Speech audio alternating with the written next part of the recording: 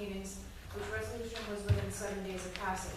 The schedule was sent to the Verona City World Times, the Star Ledger, the Herald News, the Township of Verona, and the Verona Education Association. Postings of this meeting setting forth the time, location, and agenda were posted in each of Verona's 6 schools, the board office, and town hall. This posting was also sent to the above newspapers, all SCA presidents, and SCA liaisons. The Verona Board of Education operates under a consent agenda format. Any board member has a right to have an item pulled to be voted upon or discussed separately. Copies of tonight's agenda and resolutions have been made available to the public present. Mr. Day? I am here. Mrs. Presky? Here. Mr. Eunice? Here. Mr. Lena? Here. Mr. Partridge? Here. Okay, welcome to our one and only meeting for the month of August. And the agenda that we have tonight is probably dozen pages long, but most of it is, if not all of it, are preemptive and timely resolutions to get the district ready for the opening of school, various appointments, and all the rest. So why don't we'll open up to the public as we normally do. Any public comment on or question on anything on the agenda itself?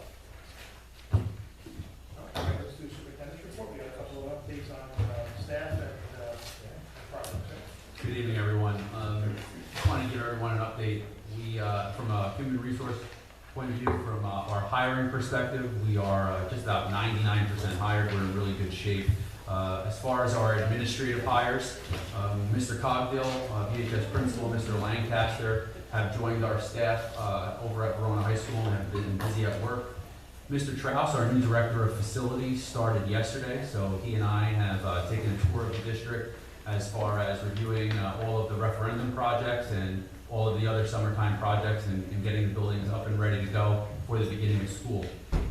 Mr. Galbercheck and Mr. Freund at their respective posts at HBW as principal, Mr. Galbercheck and Mr. Freund at Lanning have been busy at work. And Mr. Moriello, our new director of special services, although he doesn't officially begin until September 1st, he's been in Verona for the past couple of weeks. And he's been here all week working alongside with Mrs. Skinner, our current director of special services. So we're in really good shape as far as our hiring goes. We'll be ready for school for September 1st, which will be the first day of school for our teachers next week. As far as our construction goes, we've been, as you can see from all of our buildings, extremely busy. So I'd like to give everyone an update. Usually with contracting and with construction, you usually have the belief of we're not going to be open for September 1st. It's contrary to popular belief out there. We certainly will be open. The construction companies have been doing a fantastic job in getting our buildings ready. The paving and the sidewalks and site improvements at Verona High School are complete. The reconfiguration of Verona High School's main office is nearly complete. It's painted. We're waiting for the lighting to go in. The flooring's going in tomorrow and Thursday, and furniture will be back in by the weekend. As far as the HVAC work's moving along very nicely. We're starting to put the ceilings back together at Verona High School in the hallways. The bleachers in the old gymnasium at Verona High School are completed. All of those boards that were on the bleachers were removed. They were sanded, they were refinished, they were repaired, railings added. They look fantastic. They look brand new. The bleachers in the new gymnasium closest to Sampson Drive, those are motorized as well now. Though we're waiting for in that gym, there's going to be plastic tops seats that are going to be added. We're expecting those to come in by the middle of September, and they'll be added and installed by the 3rd and 4th week in September. As far as our field project, I'll be talking about that shortly, and we'll be having an upcoming meeting coming up on the summer projects in the field in late September. We'll be announcing that within the next couple of weeks as soon as we firm up a date, but right now we're leaning towards the last board meeting in September on the field project update. As far as HBW, the work that was done there, the scope of the work was redoing some sidewalks, also redoing the vestibule there, close to being completed, and doing some paving in the rear parking lot. Forest Avenue School paving is going to be moving along. That should be paved by the end of this week, and we'll be ready to go there. The vestibules are nearly completed at Forest Avenue School as well. And as part of a regular summer project, we've also carpeted the top floor and the first floor of Forest Avenue's hallways, and that's out of our regular budget. in order to just spruce up the space and cover the old existing tile that was there. It was a much more cost-effective approach to going rather than removing asbestos tile and to excavating all of that tile. We implemented that same strategy at Lanning Avenue School last year with this high-grade carpeting in the hallways, and it's really done a lot to spruce up the space and to really make it very functional. FN Brown, the vestibule there and the office reconfiguration nearly complete. Flooring is going to be added by Thursday. Furniture once again moved back in. That building will be ready.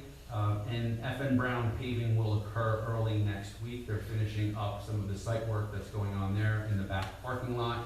We don't see that being a problem, considering the fact that our teachers don't really park at FN Brown in the rear parking lot. That's really used for recreation, as opposed to where at Forest Avenue School our teachers do park in that lot. Brookdale Avenue School, the vestibule there, almost complete as well.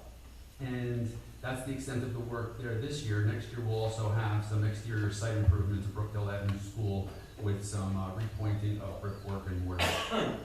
And then once all of this work is done, our A-plus contractor will be coming in and they'll be adding the camera systems to the vestibules, which are an important component of our security system upgrades and our facility upgrades around school security. They'll also be adding the visitor management system, and we'll be turnkeying that with our administrators, and we'll be sharing all of the new procedures for signing into all of our district schools with parents in advance, so they're aware of what our new procedures will be around school security. So stay tuned for more on that. And then last but not least, I'd just like to take a few moments to remember two very important people to the Verona Public Schools. It's with a very heavy heart that I share, as many people already know from the past couple of weeks, the news and the media here locally in Verona, the passing of two very important people in the Verona Public Schools. First, Mrs. Kistner, who was a teacher in Verona for over 30 years. Mrs. Kistner passed after a battle with an illness several weeks ago, at the beginning of August. She was a dedicated, devoted member of our faculty.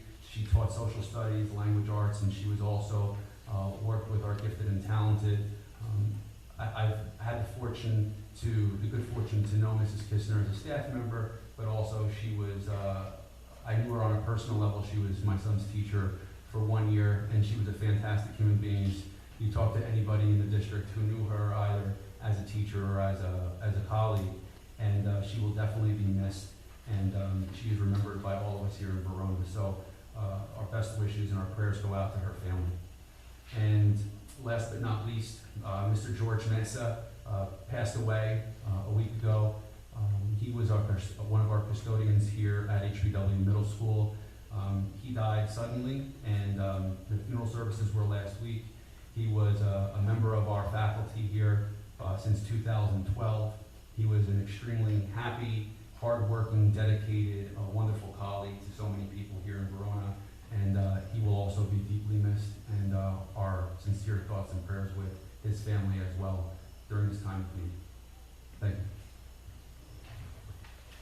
Any questions for Mr. Dionisio?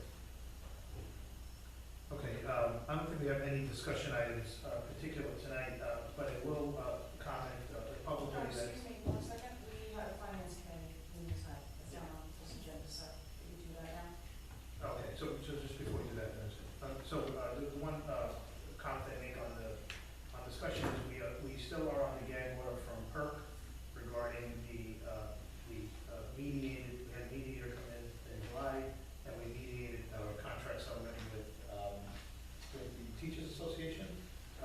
We expect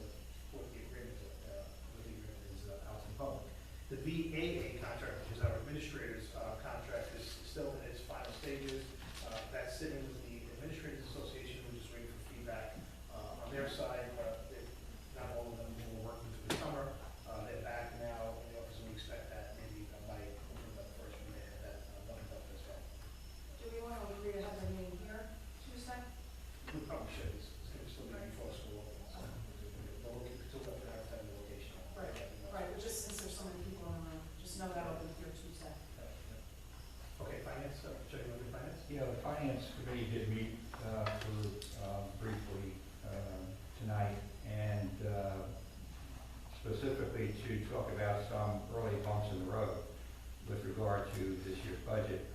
We were aware that there were certain special ed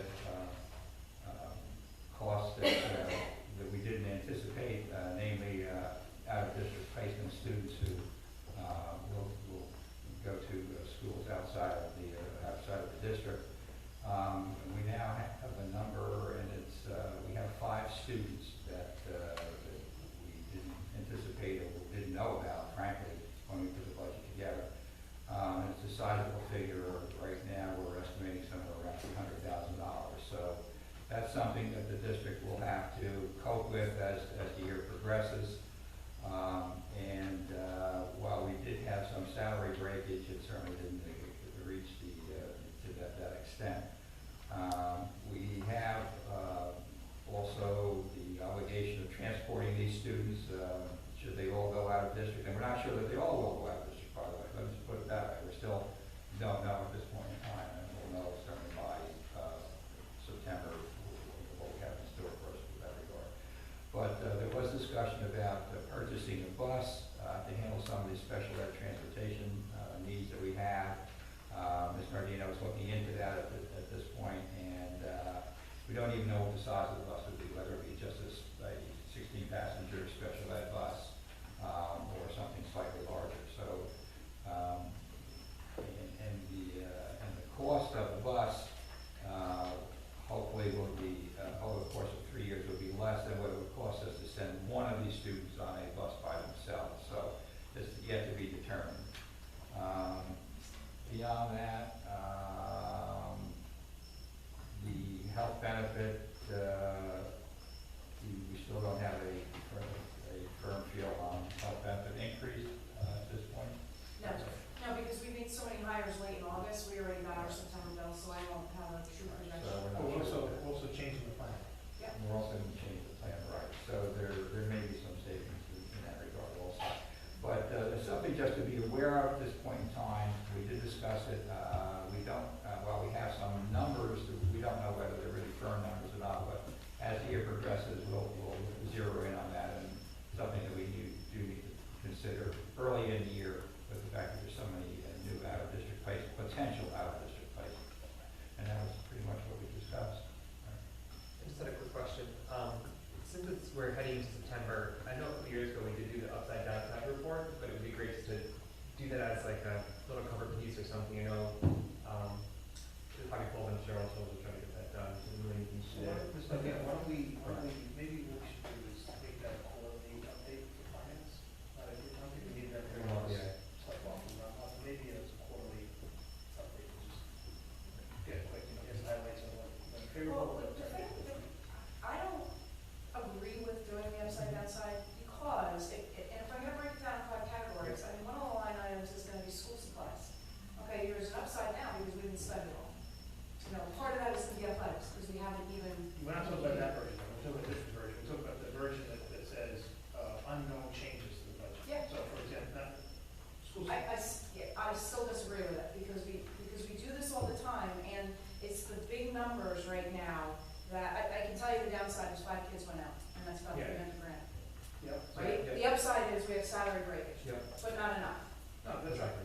Just show those two numbers, that's all I'm saying. Whatever changes on a quarterly basis, then we have to, because otherwise it's, when we do finance, for the rest of the board, if you're not on finance committee, you know, when we find out. Yeah, but I put that in the agenda here, that each month you'll actually be updated. I'm looking on budgeted So costs. then the upside downside is essentially that those meetings, if they go out post meetings, right? Because with the agendas that we typically get on finance is the only one where the agenda is the list of topics, but not the numbers. Yeah. The rest of the board is, the finance is minutes, but not the rest of the board. No, you have this. The topics, but not the. No, you have it. Right, it just, I guess what I'm saying is, if we can tally it, so we know, that given, after 6 months of the year, how much is going against us and how much is going forward, so as opposed to trying to remember through the year. Like, right, every summer we No, have to say. yeah, I understand, but we're gonna have to sit down and look at, the finance committee will do this, is look at what you want that to look like. Because I know, you know, the way we used to do it really didn't tell the tale. And there's so many moving parts every month. Yeah, it's always up to materiality, so it's. Right. Like the things we talked about too. Yeah, sure. Yeah, and again, as we get into the winter months, then I'll start talking about utilities. If it's material. If it's Of course, yeah. of course, yeah. So then one of the things that I brought up in finance committee tonight is that depending on what happens with this year, we may have to take money out of surplus, and I won't know that till the spring. Because this year was a bigger hit than even last year was On the on the placements. placements already before September and stuff. That's right. I'm gonna call, I'm gonna speak to school boards tomorrow on some of the remaining questions on the teacher's guide. I'm gonna ask them about process and petitioning to get districts some relief on that, because the timing of it is something that it's one of the few things that we still don't have our hands around as I don't think any school district does, because you can't budget for anticipated unknowns. Right. You can't say, well, every year we sort of have a couple of students like this, right? You can't, you're not allowed to budget for that. You have to do the budget in April. And people don't move homes typically until school's out in the summer. So you only find out, and sometimes they work, sometimes the students that do leave. But it tends to be the case that you find students coming in, it's always in the hundreds of thousands a year. Last year we got a July 1st movement in, and the same thing happened again this year. And last year's was 125,000, and this year's 140. We can still recall in the delegate assembly if they put. We should raise it, because unless there's a secret way to do it, run away, but they have that. So every district is having this conversation. Unless you live in a district where people tend to move in November and not in summer. So let's coordinate, and I'm supposed to do a quarterly update on delegate assembly, we should definitely coordinate, put that on as one of our topics that we're gonna possibly lobby for. Anything else on finance? Okay, all right, let's go to the resolutions. Okay, so, there's just a couple of, changes. This is for the board because, let me do that, because the board got an old copy Friday and then we updated it. So on the, resolution 3.3. The articles?